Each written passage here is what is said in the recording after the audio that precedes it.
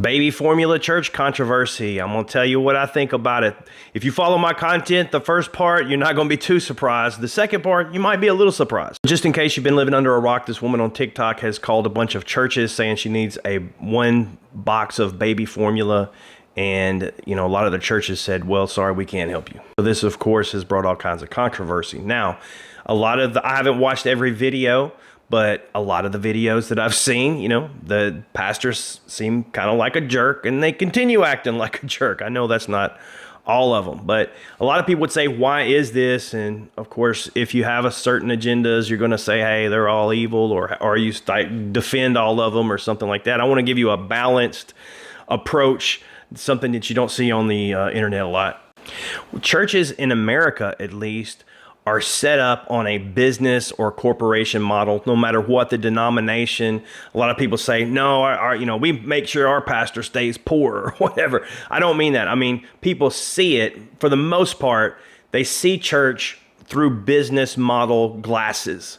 Is it successful? Is there more people coming in? Do we have more programs? How are we going to keep the lights on? Do we need more property? We need more chairs or pews or a better sound system. And the people that are in the church, they think that way too. They're like, hey, how much bang for the buck are we getting here? I'm paying my tithes. I'm giving offerings. I don't like what this pastor said. Let's get this new pastor in here, or let's get rid of this old one. Let's get this, new guitar or whatever. But again, if we look in the Bible, if we look in the New Testament, if a New Testament washed up on a desert island, and somebody read 1 Corinthians about how to have church meetings, all of this stuff wouldn't come up. That's all been added on, traditions of men. People may have even, hey, I'm going to give them the benefit of the doubt. They might have had the best of intentions, but it's turned into these big, huge corporations.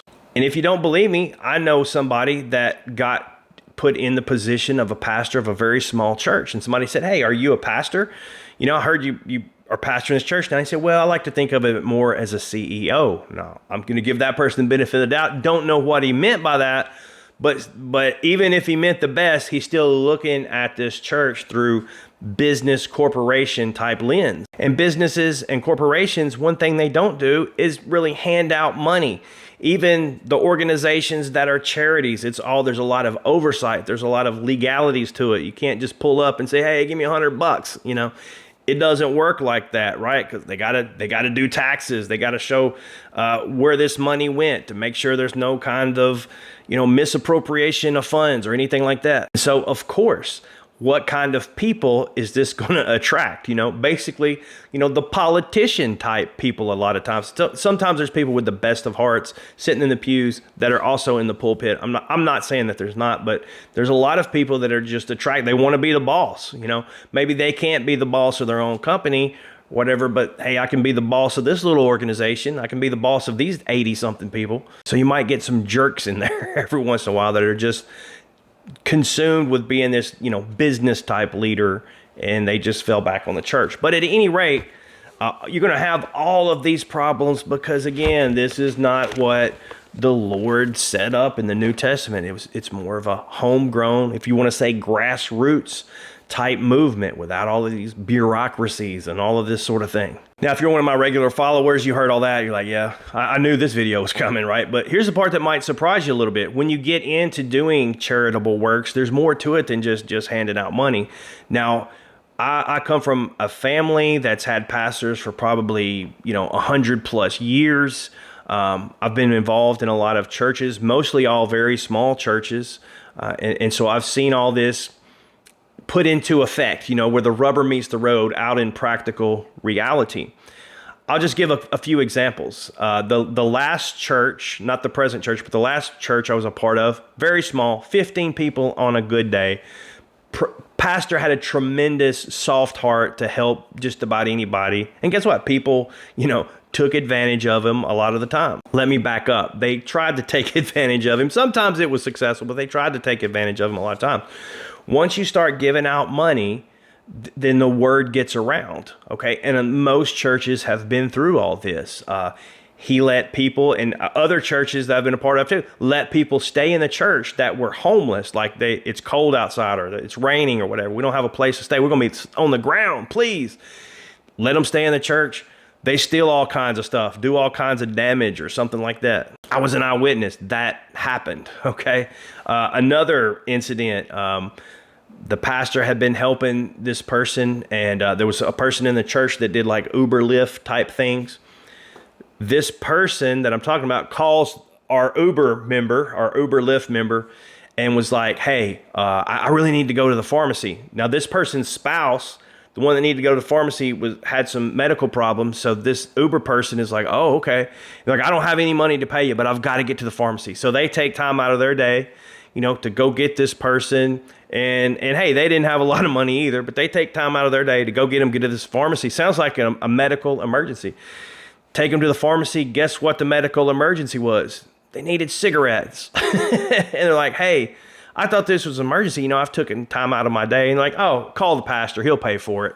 Another time, this church was helping a homeless encampment, taking canned goods to them, that sort of thing. I don't remember what all was going on, but one night in the middle of the night, pastor got a phone call from the homeless encampment and said, hey, it was like 2:00 in the morning, I think. It's hot out here. Bring us some beer and cigarettes. And also, quit bringing all that canned junk. We're tired of that. We want some pork chops, steaks, stuff like that we can grill. We got grills out here. Now, when it's a small group and the community and things like that, you can handle those situations on a case-by-case basis. A lot of these big mega churches, even if they want to, they can't do that because then the phone is clogged with people wanting, $20, $100, or whatever it is. Corporations, good businesses, they're not cut out for that. That's not what they do best, right? So combine that with some people that might not be of the best character that are in leadership, you're going to get a lot of ugly things happening. But sometimes there's a lot of, great, good things that happen as well. But the problem is, one of the main problems is this model, this institutional business church, pretty much all of them. Now, to jump back on churches just a little bit, I also worked with a person one time that had took it upon themselves to feed the people in their community. She registered for all of these programs. She would go long distances to pick up all of this excess food, that was about to be thrown out of grocery stores and restaurants or whatever. I'm not really sure. But she put a whole lot of time, money, effort of her own into it, okay? And she just needed a place to disperse this stuff at, right? She'd come back with like these trailers, attached to her truck full of food and things like that, good food.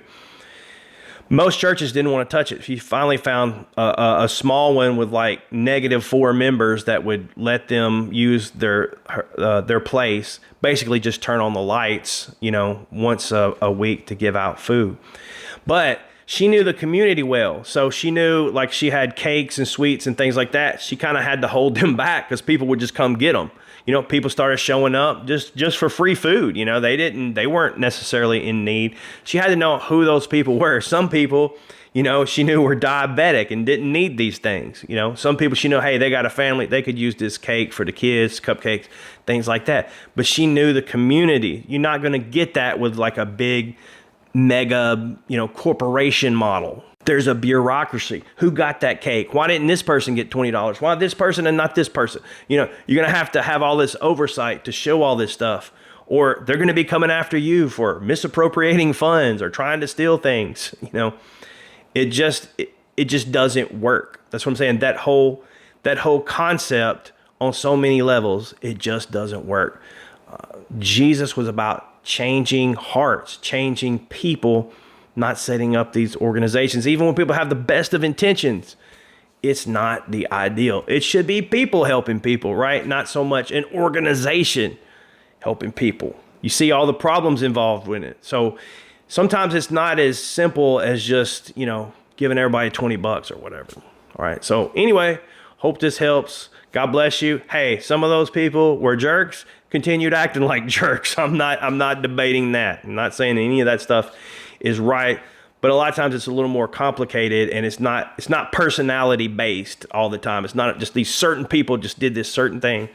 This whole system is set up wrong. Anyway, God bless you.